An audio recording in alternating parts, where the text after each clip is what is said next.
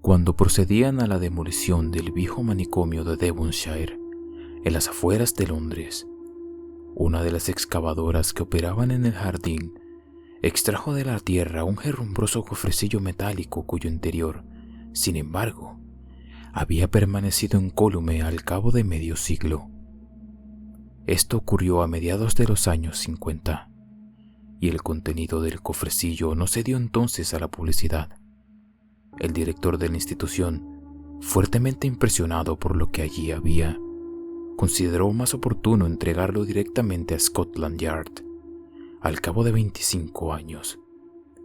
El hallazgo ha permanecido oculto en sus archivos secretos y solo ahora, según ordena la ley, ha podido entregarse a la curiosidad de ciertos investigadores de lo insólito. Yo soy uno de ellos. Confieso que he dudado mucho antes de dar a mis lectores cumplida noticia de este cofre. Mis dudas no han desaparecido del todo, como no ha desaparecido el tufillo maligno y obsesionante que emanaba del objeto.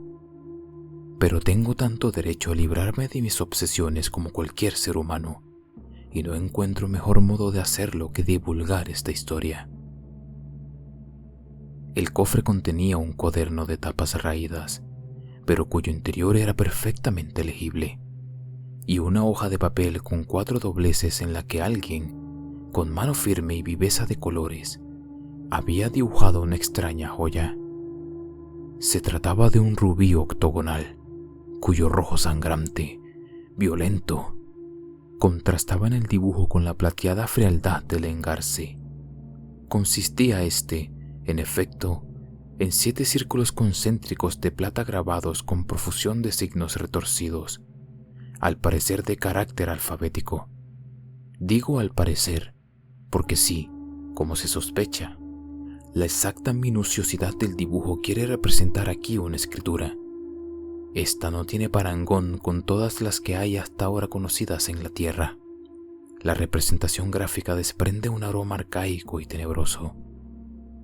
Da la impresión de ser una joya de antigüedad inconcebible, tanto más por su ausencia de identidad con la orfebrería de cualquier civilización. Si se trata de la obra de un loco, cosa que dudo después de haber leído el cuaderno manuscrito que se encontró junto al dibujo, hay que decir en su descargo que poseía una imaginación fuera de lo común y una capacidad extraordinaria para representar, con toda la fuerza de la realidad, un objeto imaginario. Tengo la impresión, rayana en el convencimiento total, de que la joya no era imaginaria, y esta impresión proviene, como las dudas sobre la insanía de su autor, de la lectura del manuscrito. Hay en él párrafos de una lucidez espantosa, intuiciones terribles cuya asimilación probablemente crearía serios problemas en el equilibrio psíquico del lector medio. Esta es la causa de que solo en parte lo transcriba a continuación. No estoy loco, lo cual, escrito aquí, en este hospital, no constituye ninguna novedad. Todos los encerrados conmigo manifiestan lo mismo, pero, a diferencia de ellos, quisiera estar verdaderamente loco, pues de esa forma podría considerar producto de mi locura la horrible realidad de mi pasado. Los médicos piensan que es una consecuencia de la insanía el hecho de que me despreocupe absolutamente de mi persona, o de que me pase las horas muertas mirando a la pared de mi celda, ajeno por completo al mundo que me rodea. Pero mi mente recuerda el horror, revive uno a uno todos los momentos de mi pesadilla. Tengo mucho que pensar. Es preciso que comprenda las razones más íntimas de lo sucedido, aunque con ellos no logre alcanzar la paz que anhelo. Esa serenidad que me ha sido negada para siempre, para siempre. Me estremece imaginar que solo la muerte, y tal vez ni siquiera la muerte, me liberará de esta angustia que se ha incrustado en mi corazón. No soy culpable de las muertes que me achacan. El supuesto cadáver del niño no ha podido hallarse, sencillamente porque ese cadáver no existe. Está vivo. Las alcantarillas de Londres, o Dios sabe dónde, qué ominosos subterráneos, son ahora su guarida. A veces lo siento bajo mis pies. Sé que está abajo, muy abajo, quizá alimentándose de carroña, respirando los vapores de la descomposición, bebiendo licor pútrido y haciendo crecer incesantemente su odio hacia mí. Ojalá lo hubiera matado, como se aseguró en el juicio. Ojalá me hubieran ahorcado, como pedía el fiscal. Qué felicidad si, como aseguraba mi defensor, yo no fuera otra cosa que un simple loco. Llegaron a esta conclusión porque mis ojos estaban extraviados, porque me negaba a pronunciar palabra alguna, porque permanecía ajeno e indiferente a cualquier posible castigo. Si les hubiera dicho la verdad, ni el fiscal mismo dudaría de que, efectivamente, estaba loco, porque habrían preferido 1000 veces considerarme loco antes que aceptar la verdad. Nada dije de lo que en realidad había sucedido, y tuve que guardarme las espantosas evidencias para mí solo. Pero el horror almacenado en mi memoria se ha hecho tan insoportable que he decidido vertirlo en este cuaderno. No espero la comprensión de nadie, al menos entre los obtusos contemporáneos, fanatizados por la mitología del racionalismo y de la ciencia empírica. Tal vez en un futuro más sensato y menos mecanista, alguien pudiera llegar a comprenderme. Y si no es así, ¿qué importa? La tierra devorará estas páginas como ha devorado tantos secretos espeluznantes a lo largo de los siglos, como acabará devorándome a mí mismo. Y tal vez, a fin de cuentas, eso sea lo mejor que pueda suceder. Mi esposa, Catherine Taylor, era una mujer de belleza extraordinaria, aunque no de ese tipo de belleza que enciende de inmediato la voluptuosidad de los hombres. Era rubia, delgada, de rasgos finos y aristocráticos, y de sus ojos azules, claros como el mar de madrugada, se desprendía una delicadeza tan atractiva que despertaba sentimientos de elevada espiritualidad aún en los caracteres más groseros. Ni que decir tiene que estaba perdidamente enamorado de ella, y que en los 4 años transcurridos de nuestro matrimonio habían constituido para ambos una continua fuente de delicias. Cuando pienso en la felicidad del pasado, casi acepto pagar el horror que ahora me ahoga como se acepta una medida de justicia. Solo una sombra había en nuestro matrimonio, y era que Catherine no me había proporcionado descendencia. La vieron médicos ilustres, se sometió a toda clase de pruebas, intentó todos los remedios imaginables sin resultado. Empecé a sospechar que procedían de mí y no de ella, la causa de su infertilidad. El 18 de noviembre, 2 días antes de su cumpleaños, me enojé con ella desmedidamente por un motivo nimio. Era la primera vez que en nuestro matrimonio sucedía tal cosa. Abandoné mi hogar dando un portazo, pero nada más llegar a la calle, comencé a apesadumbrarme por mi desproporcionada manera de proceder. Sabía que había sido injusto con ella, que Catherine estaba ahora sola en casa, llorando. Mi primer impulso fue volver de inmediato, arrojarme a sus pies y suplicarle que me perdonara. Atribuí la causa real de mi enojo, la que me tenía secretamente malhumorado, al hecho de que no lograra darme un hijo. Pero advertí también la enormidad de mi conducta, la injusticia de mi ira, así que me propuse a regalarle algo valioso, algo que me ayudara a hacerle disipar su tristeza. Portobello Street, la calle de los anticuarios, estaba cerca de nuestra casa. Eran las 4 de la tarde y un viento gélido torturaba a los escasos viandantes. Niebla, viento y frío invitaban a entrar en cualquier sitio encerrado y confortable. Lo era la primera tienda de anticuario que me tropecé. A pesar de su estrechez, escasa iluminación y tortuosas escaleras que era preciso descender para llegar al pequeño mostrador.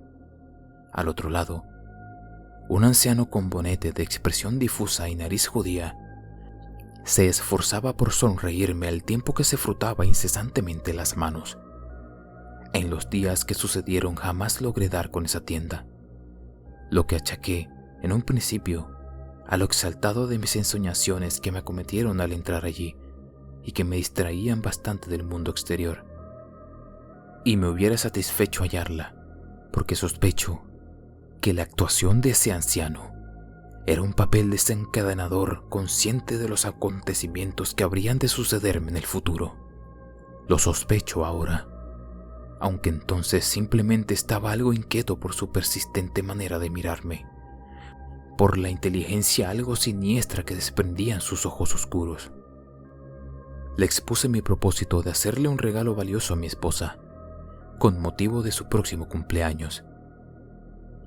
«Tengo lo que usted necesita», dijo, y de inmediato puso en el mostrador sobre un trozo de terciopelo verde el rubí de los 7 anillos. «Sé que es muy antiguo», añadió, «y desconozco de dónde procede, pero se trata, como puede comprobar, de una joya única». Quedé fascinado. No soy un entendido en piedras preciosas, pero aquel colgante emanaba un fulgor de belleza indescriptible. Si mis dedos no hubieran comprobado la frialdad del cristal, hubiera jurado que se trataba de un ser vivo, cálido y sensible, o de un fuego minúsculo de incesante radiación. Era, evidentemente, el regalo perfecto. Según sugería la poco agraciada voz del anciano, le pedí explicación sobre la significancia de los signos concéntricos que rodeaban la piedra, y fingió ignorarlas. Si bien creí advertir en su expresión el intento de borrar un gesto maligno, convenimos el precio, nada elevado para mi asombro. Eufórico por haber realizado una buena y oportuna compra, contento al imaginar la joya sobre los delicados senos de mi mujer. Como había sospechado, encontré a Catherine secándose las últimas lágrimas. Mis palabras de consuelo, acompañadas por el regalo, surtieron el efecto deseado, y pude complacerme nuevamente al contemplar su rostro radiante, al estrecharla y sentir sobre los míos el calor de sus labios. De inmediato se colgó la joya del cuello y me dijo: «Aquí la llevaré siempre.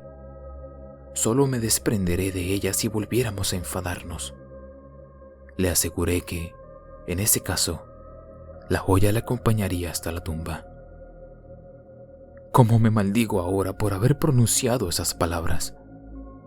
En efecto, Catherine, mientras vivió, no se separó nunca de la piedra. Recuerdo que aquella noche, cuando le hice el regalo, se disipó la niebla. Había luna llena y, según mi costumbre, la contemplaba absorto desde los ventanales del salón. Escuché a mis espaldas los tenues pasos de sus pies descalzos y luego su voz, llamándome por su nombre. «¡Edgar!». Volví la cabeza. El fuego del hogar lanzaba cálidas oleadas de luz rojiza que incidía con la luz pálida de la luna sobre el cuerpo desnudo de mi mujer, porque así, sin más atavio que la piedra pendiente de su cuello, se ofrecía a mis ojos, ansiosa de amor. Jamás olvidaré, mientras viva, aquel momento de felicidad suprema. Ese recuerdo ardiente que trata en vano de mitigar, a veces, los espantosos acontecimientos que le sucedieron. La poseí sobre la alfombra, al calor del fuego, bajo la turbadora mirada de la luna. Fue hermoso y terrible. El rubí rozaba la punta de sus senos. Sus gemidos, que al principio eran de placer, se prolongaron aún después de que la unión hubiera concluido. En aquel momento cumbre, cuando el orgasmo nos envolvía, sentí una sombra entre nosotros, una presencia intangible cuyos dedos de hielo quisieron desgarrar nuestra gozosa intimidad. El fuego bramó de pronto, como impulsado por una inexistente corriente de aire, y sus llamas se agigantaron. Catherine se estremeció y, como digo, siguió gimiendo aun cuando yo hube deshecho nuestro abrazo. A duras penas conseguí tranquilizarla. Sus ojos se habían contagiado del tenebroso brillo del rubí. Le pregunté qué le había sucedido y si, como temía, no había logrado yo, con mis amorosas acometidas, hacerle participar por completo de mi placer. No lo sé, me respondió, pero tuve la sensación, debo decírtelo, tuve la sensación de que no eras tú quien me poseía. Fue horrible, horrible. Sus ojos se humedecieron mientras pronunciaba esas últimas palabras. Pasó el tiempo. Catherine, después de aquella noche, ya no era la misma. Tenía frecuentes crisis de mal humor, absolutamente injustificadas. A menudo, su tensión y su desasosiego eran permanentes, haciéndose más agudos a la caída de la tarde. Entonces solo yo, con toda la paciencia que el amor me inspiraba, podía soportarla. Me sentía vagamente culpable sin saber por qué. Al cabo de 3 meses, me anunció, menos feliz de lo que podía esperar, que estaba embarazada. Mi júbilo fue enorme, el de ella inexistente. Atribuí las irregularidades de su carácter a su nuevo estado. En vano traté de engañarme pensando que, cuando el embarazo fuera un aumento, la alegría natural de la maternidad borraría todas las melancolías de su espíritu. Estaba completamente equivocado. El suyo no era un embarazo normal. Catherine iba enflaqueciendo día a día, mientras su vientre crecía y se abultaba de un modo anormal. Era evidente la vampirización de que el feto le hacía objeto. Un hilillo de sangre acuosa le brotaba con frecuencia de la nariz, y lo que resultaba mucho más espantoso, de los ojos y de los oídos. Su aliento se fue haciendo más fétido día a día, hasta el punto de que difícilmente podía soportar su presencia en la cama común. Dios me había dado, sin embargo, infinitas provisiones de paciencia. Mi amor por ella fue poco a poco transformándose en una agria compasión. Su estado era en extremo lamentable, hasta el punto de que las ojeras, amoratadas, cercaban sus ojos como 2 sentencias de muerte. Con frecuencia abandonaba yo la casa, porque la creciente alteración de sus nervios estaba contagiando los míos.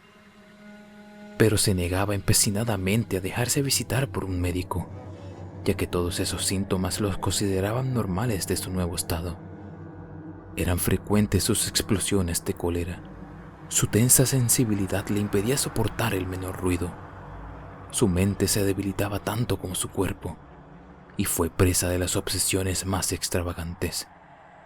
Aunque su capacidad mental disminuía, dio en pensar que yo maquinaba un secreto plan para asesinarla. Quise convencerla del absurdo de semejante suposición, pero no lo logré. Sus movimientos fueron haciéndose nerviosos, frenéticos hasta el paroxismo, y desplegaba, a veces, una energía insospechada. Se ponía en guardia de un modo animal, automático, cuando por descuido me acercaba yo a su deforme vientre algo más de lo que ella estimaba conveniente. Por mi parte, sospeché que de la forma que aquel odioso feto se alimentaba cruelmente de su sangre, la mente que en él estaba encarnándose absorbía con avidez creciente la energía cerebral de Catherine. Mi mujer, o mejor dicho, lo que de ella quedaba, había adoptado el hábito de tomar ingentes cantidades de estimulantes, tal vez en un esfuerzo desesperado por permanecer consciente, pese a lo cual parecía estar, a menudo, con la mente en blanco. Soporté todos estos síntomas con la agitación y tristeza que cabe imaginar, pero nada me dolía tanto como su desconfianza hacia mi persona, que llegó a hacerse casi absoluta, como su mutismo. Las costumbres de la casa no habían variado. Aunque sus tensiones me impedían dormir muchas noches, seguíamos compartiendo la misma cama. Hacia el 8º mes, muy próximo ya al alumbramiento, me despertó una noche con un grito terrible. Me apresuré a encender el quinqué de la mesilla de noche. La vi incorporada en la cama, con el rostro congestionado, presa de agudos espasmos. Su vientre monstruoso se agitaba a intervalos, sacudido por movimientos concéntricos de dudosa naturaleza. «Me está ahogando», dijo. «Mátalo, mátalo ahora mismo». Aquellas expresiones me inmovilizaron hasta el estupor. Logré calmarla un tanto con grandes esfuerzos.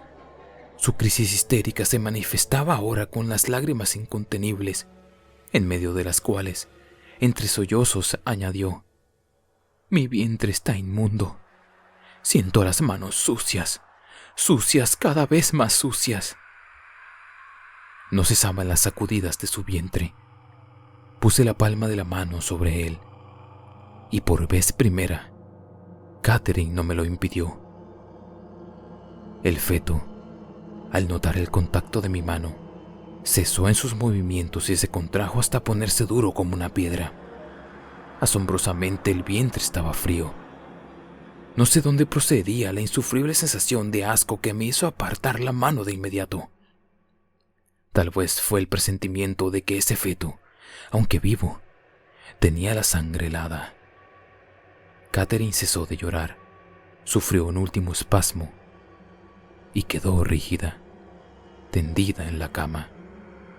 Sobresaltado, me incorporé en el lecho. Temí seriamente por su vida. Sin embargo, aunque de forma débil, seguía respirando, y su vientre, antes duro y contraído, se mostraba ahora blando y móvil, en contraste con la rigidez general de su cabeza, pecho y miembros. Comencé a vestirme apresuradamente para llamar a un médico, pero no tardó Catherine en recobrar el sentido. Al cabo de un minuto, estremeciéndose, me aseguró que tenía mucho frío. Sentí por ella una onda de compasión. La arropé con la manta y fui a estrecharla entre mis brazos, pero me rechazó. «¡No me toques!», dijo. «Estoy maldita, maldita». 3 días después, llegó el momento horrible del alumbramiento. Catherine me lo anunció, pálida como un papel, con el rostro helado, la respiración afanosa y todo su ser temblando por los efectos de una oscura premonición. Descubrí en el fondo de sus ojos algunos restos resplandecientes de la antigua Catherine y me conmoví hasta los tuétanos, porque yo también intuía que su fin estaba próximo. La abracé fuertemente, sin poderme contener, y mis lágrimas se sumergieron en su todavía hermoso cabello. Pero el feto, al sentir mi contacto, se retorció en el flácido y abultado vientre, y Catherine, lanzando un grito de dolor, cayó desmayada. La deposité sobre la cama. Su corazón latía aceleradamente. Sus ojos giraban sin cesar, con movimientos desacompasados. Su aliento era más fétido que nunca. Salí de esa casa corriendo, en busca de la comadrona. Al regresar con ella, Catherine gritaba, desde la alcoba, como una poseída. Subimos las escaleras lo más rápido que nos fue posible. La encontramos aullando, retorciéndose entre las sábanas. No me creía con fuerzas para asistir al alumbramiento, y no sé cómo pude resistir hasta el final. Mi cuerpo estaba tenso, mi mente inquieta, mi corazón sobresaltado por un tenebroso sentimiento que me mantenía paralizado a los pies de la cama. Desde las primeras contracciones de Catherine, por el ensangrentado útero asomó una pequeña mano. La comadrona cruzó conmigo una mirada significativa. El parto no se presentaba nada bien. Mi mujer, continuamente sacudida por espasmos dolorosos, No tenía fuerzas ni para gemir y permanecía semi-inconsciente. La comadrona introdujo de nuevo la pequeña mano y trató de cambiar la posición del feto para que saliese primero la cabeza. Mientras que estaba realizando estas operaciones, observé algo sobre el pecho de Catherine que me cortó la respiración. Era que en el nacimiento de los senos, justo debajo de donde solía apoyarse el rubí, había surgido la mancha de una quemadura cuya forma coincidía, punto por punto, con la de la joya, que seguía pendiente de su cuello. Cruzó por mi mente, con la rapidez de un impulso instintivo, el propósito de arrancársela. Pero en ese momento la comadrona solicitaba mi ayuda. Quería que yo sujetase, firmemente abiertas, las piernas de mi mujer, mientras ella trataba de extraer la cabeza. Me aferré a las pantorrillas de Catherine, conteniendo sus convulsos temblores. Desde mi posición podía observar perfectamente la salida del feto. Mi mano tiembla, como temblaban las pantorrillas de Catherine, al recordar lo que vi.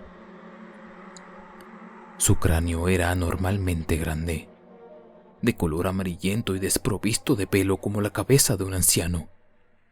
Me negaba a aceptar que semejante engendro pudiera ser mi hijo. Y eso fue lo primero que pensé al ver la arrugada piel del cráneo y sus orejas membranosas. Pero nada me inquietó tanto como ver su rostro renegrido y tembloroso, sus ojos abiertos, su boca llena de diminutos y puntiagudos dientecillos. Adiviné que la comadrona trataba de contener un grito de asco y horror. Por mi parte, estaba tan fascinado ante el insólito espectáculo del recién nacido que no me di cuenta, en aquellos momentos, de que las piernas de Catherine habían dejado de temblar. Creo que murió momentos antes de que la comadrona cortara el cordón umbilical. Tras la tensión acumulada, aquella horrible escena me hizo perder el conocimiento. No lo recobré enteramente sino 5 días después, gracias a la solicitud de mi hermana Lucille, que vino a cuidar de mí y del engendro nada más enterarse de lo sucedido. Pasé esos 5 días enfebrecido, asaltado por multitud de pesadillas, negándome a salir de la cama para enfrentarme con la realidad, mucho más espantosa entonces para mí que todas esas pesadillas. Lucille, mostrando una entereza de ánimo que yo mismo estaba muy lejos de poseer, se ocupó también del entierro de Catherine y de hacer que, en la medida de lo posible, el ritmo de la casa regresara a los cauces de la normalidad. Consentí a salir de la cama, pero me negué a ver a mi presunto hijo. Lucille hacía el papel de madre a la perfección, aunque su extraño aspecto le inquietaba y los múltiples dientes de la criatura le produjeran un cierto temor. Pronto se dejaron sentir las huellas de sus dientes en el biberón con que lo alimentaba. Por intermedio de Lucille, llegué a conocer algunas otras particularidades de aquel ser que, a los pocos días de su nacimiento, empezaba a demostrar un apetito insaciable y una movilidad absolutamente desproporcionada para su edad.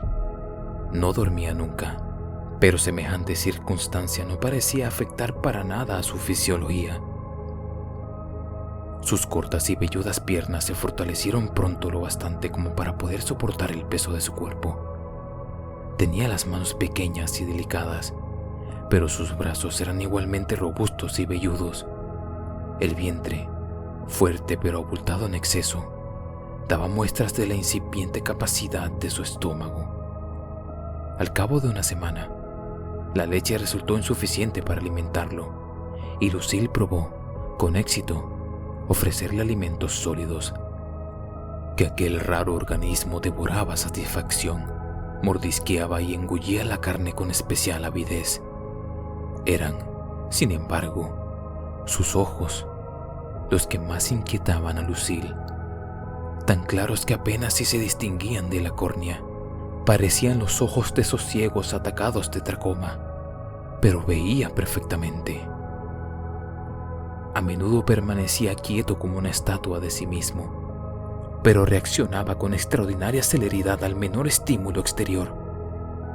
La temperatura de su cuerpo, según yo había intuido, era sensiblemente más baja de lo normal, pero ni el frío ni el calor parecían afectarle demasiado.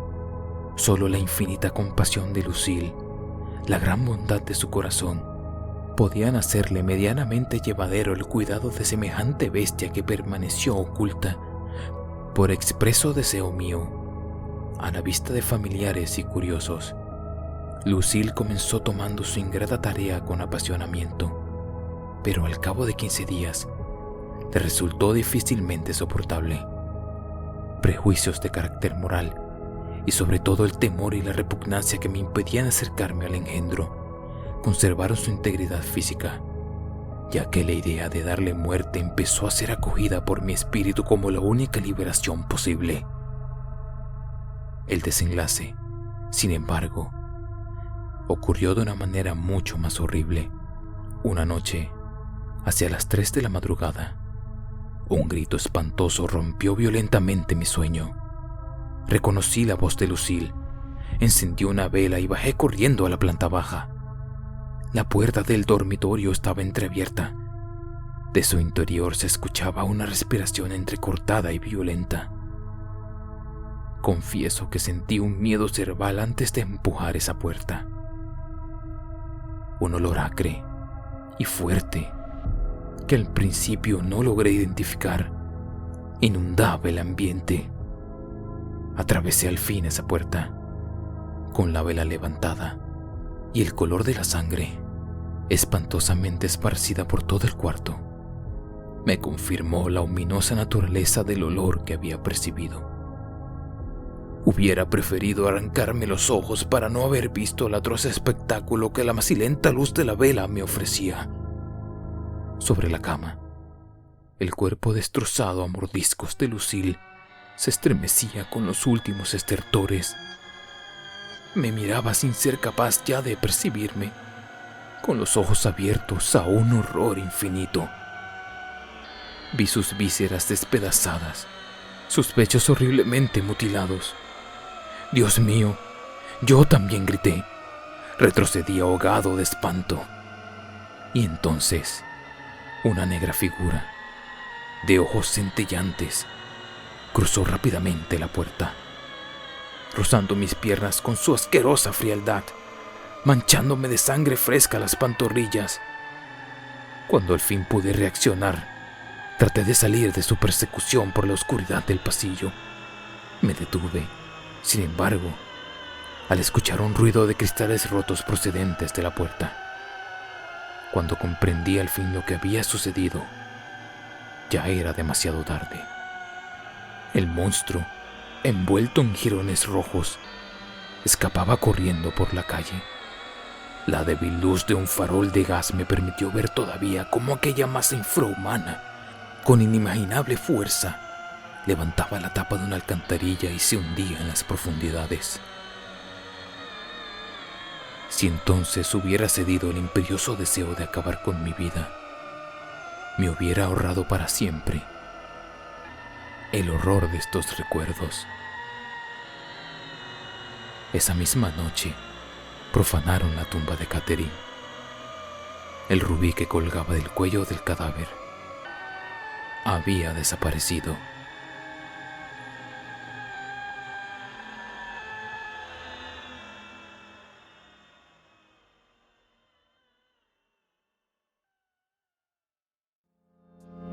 Espero que les haya gustado el video. Amigos, recuerden que si tienen historias aterradoras que quieran compartirme para que sean narradas en el canal, pueden hacerlo al siguiente correo: almaoscurarelatos32@gmail.com. Por favor, comenten qué tal les ha parecido el video, y si tienen alguna idea sobre algún nuevo video, pueden escribirla igualmente en la caja de comentarios. Sin nada más que agregar, les deseo a todos una feliz noche. Y recuerden siempre abrazar el abismo y la oscuridad.